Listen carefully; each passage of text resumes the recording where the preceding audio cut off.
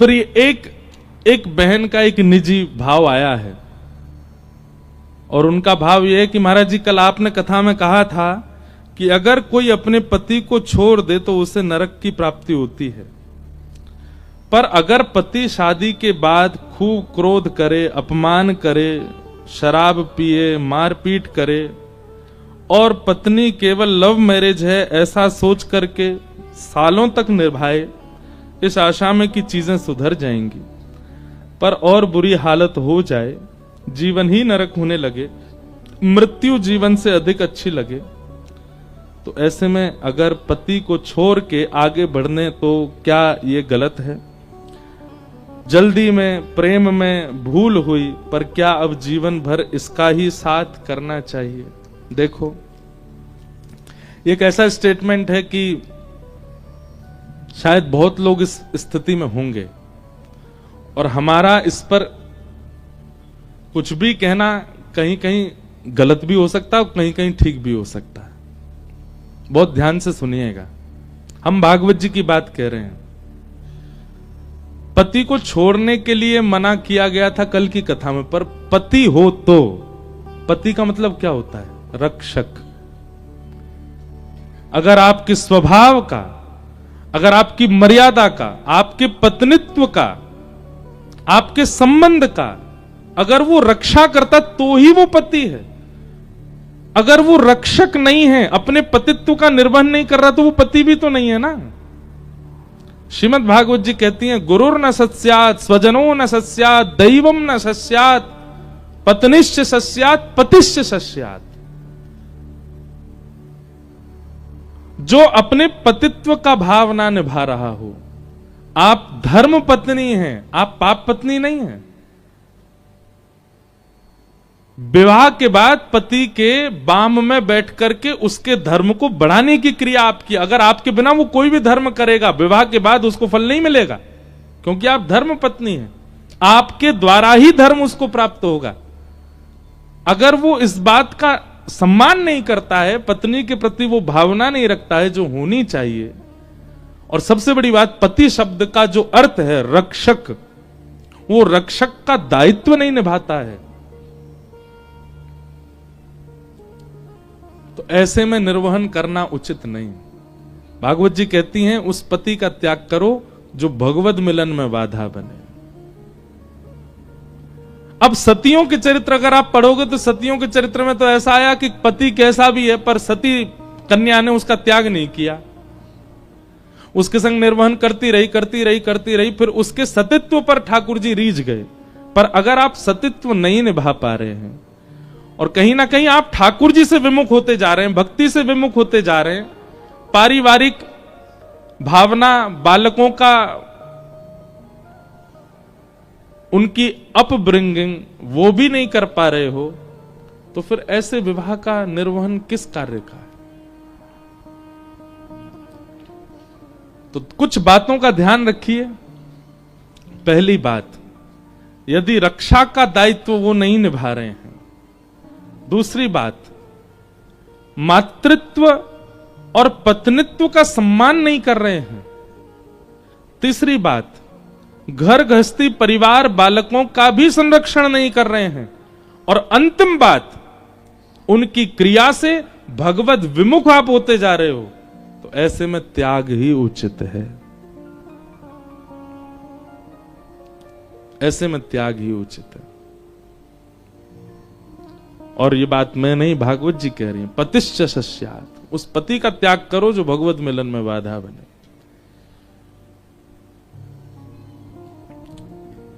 घर की भीतर की, अब आप ज्यादा अनुभवी हैं, मेरा तो अभी अनुभव नहीं विवाह का, पर एक बात कहें, भ्रमण करने से बहुत अनुभव हो जाता है। हम इतना भ्रमण करते हैं, इतनी जगह जाते हैं, इतने लोगों से मिलते हैं कि अनुभव हो जाता है। ऐसा नहीं है कि सारे संबंध और सारे विवाह सदैव अच्छे ही जाते हैं, कलह सब जगह है। और मुझे तो ऐसा लगता है, विवाह शब्द की परिभाषा क्या है? विशेष प्रकार का भार। आप विवाह से पहले बहुत ज्यादा फ्री रहते थे, बहुत ज्यादा पंछी बन के उड़ रहे थे, पर विवाह के बाद एक विशेष भार आ जाता है आपके ऊपर। तो इजी लाइफ नहीं है विवाह के बाद भी, लेकिन ऐसी नारकीय लाइफ भी तो नहीं होनी चाहिए ना, ऐसी नरक भरी जीवन भी तो नहीं होना चाहिए। अब देखो इसमें एक चीज है, आपने उसमें एक बात और कही कि आपने प्रेम के वश होकर के और जल्दीबाजी में निर्णय लिया, तो आप दंड मिल भी तो रहा है आपको। अब दंड भोग लिया, अब उसके बाद हमारे हिसाब से तो जो रक्षक पति का दायित्व ही नहीं निभा रहा है, माता का सम्मान ही नहीं कर रहा है, बालकों की परवरिश की चिंता नहीं और भगवत विमुख आपको कर रहा है, ऐसे में त्याग उचित। ये तो हमारी बात। और हम जाते जाते एक बात और कहेंगे,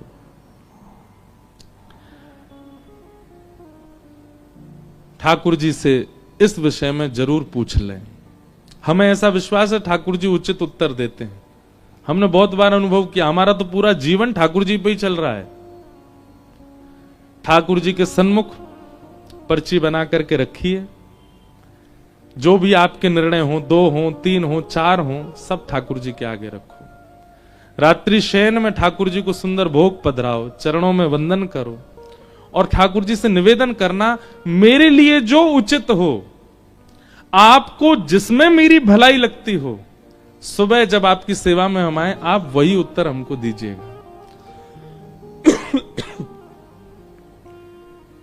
जरूरी नहीं है कि हर वस्तु का त्याग ही आपके लिए उचित होता है। कई बार गलत व्यक्ति और गलत परिस्थिति का परिवार में होना और संग में होना ही आपकी भलाई होती है। दूसरे दिन ठाकुर जी की सेवा करने जब जाएं, तो उसमें से एक पर्ची उठाइएगा, पूरे विश्वास के साथ उस बात का निर्वहन कीजिएगा। ठाकुर जी जो करें फिर उसका आज्ञा का पालन कीजिएगा। तो ये दोनों पक्ष आपके सामने हमने रख दिए हैं, जिनका भी ये पत्र है। बाकी द्वारिकाधीश सब मंगल करेंगे। भगवान करे कि त्याग की स्थिति ना आवे, ठाकुर जी ही सब मंगल कर दें, सब आनंदित कर दें। बस भगवत भाव आपके चित्त से नहीं जाना चाहिए, भगवत भाव बना रहे। गोस्वामी तुलसीदास जी के पीछे तो ब्याह के लिए महादेव पड़े। एक ब्राह्मण रोज अपनी पुत्री का संबंध लेकर के गोस्वामी तुलसीदास जी की कथा में आ जाते हैं। गोस्वामी जी से कहते, मेरी पुत्री आपकी बिल्कुल योग्य, आप उससे ब्याह कर लो। अब गोस्वामी जी मना करते। एक दिन महादेव प्रकट हो गए और महादेव प्रकट होकर के बोले, तुम्हारी कथा में एक ब्राह्मण आते हैं। बोले जी, अपनी पुत्री का संबंध लेके बोले उसी से ब्याह करो। और महादेव ने कहा, उससे ब्याह करोगे उसी से ही तुमको प्रभु श्री राम की प्राप्ति होगी। अब सोचो, महादेव यदि आज्ञा कर रहे हैं तो इसका मतलब है कि पत्नी अनुकूल है। महादेव यदि आज्ञा कर रहे हैं तो इसका मतलब क्या है कि गृहस्थाश्रम बहुत बढ़िया होगा। लेकिन हुआ उल्टा। रचा ये था गोस्वामी जी के जीवन में कि एक पत्नी से इनका विवाह हो और उसके प्रेम में ये पड़ जाएं, फिर एक दिन वो इनको ठोकर मारे, इनको त्यागेगी, तब इनको राम जी मिलेंगे। जरूरी नहीं है कि व्यक्ति का संग भगवत प्राप्ति कराएगा, कई बार व्यक्ति का त्याग आपको भगवत प्राप्ति कराता है। एक बात और मैंने कहीं सुनी, वो जब लड़का लड़की का ब्याह होता है तो उनके गुण मिलवाते हैं, कितने गुण मिल रहे हैं। तो उसमें एक पंडित जी कह रहे थे, पंडित जी नहीं, घर के लोग कह रहे थे, बोले गुण कम ही मिलने चाहिए, ज्यादा नहीं मिलने चाहिए। मैंने कहा क्यों? बोले पूरे गुण मिले थे तो राम सीता जी के मिले थे, सारे गुण मिल गए थे। महाराज जी ऐसा कैसा जीवन है, वन में जाना पड़ा, ये जाना पड़ा। अरे आपका मतलब क्या है कि चैलेंजेस नहीं आने चाहिए लाइफ में। ऐसी कुंडली लाओ, ऐसी लड़की से ब्याह करो, ऐसे लड़के से ब्याह करो कि जहां पर दोनों पूरे दिन सिंहासन पर बैठे रहें, कुछ नहीं करें, चाय की चुस्की लें, कॉफी पिएं, बड़ा पाव खाएं, डोसा खाएं, मजे करें आनंद में दोनों, बिल्कुल कोई उनकी लाइफ में आंच भी नहीं आवे। ऐसा नहीं होता। राम सीता जी का विवाह हुआ, उसके बाद वनवास हुआ, ये विशेष बात नहीं है। वनवास में भी दोनों ने एक दूसरे का साथ नहीं छोड़ा, ये विशेष बात है। गृहिणी ऐसी आनी चाहिए, पति ऐसा आना चाहिए। हमेशा बेटा का या बेटी का ब्याह इस भाव से करो चैलेंजेस तो आएंगे लाइफ में, पर ये एक दूसरे को सपोर्ट करने वाले हों, छोड़ने वाले नहीं।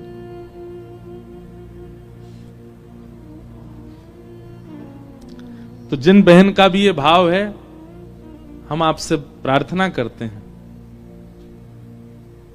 एक निर्णय आपका गलत हो चुका है पहले ही, अगला निर्णय ठाकुर जी पर छोड़ो और बहुत सोच विचार करके, जो बातें मैंने 4 कही हैं, उन बातों में यदि आपके पतिदेव नहीं घट रहे हैं, तो फिर ठाकुर जी के सन्मुख भाव रख के या तो स्वयं ही दृढ़ विश्वास करके त्याग करो, या फिर ठाकुर जी से पूछो।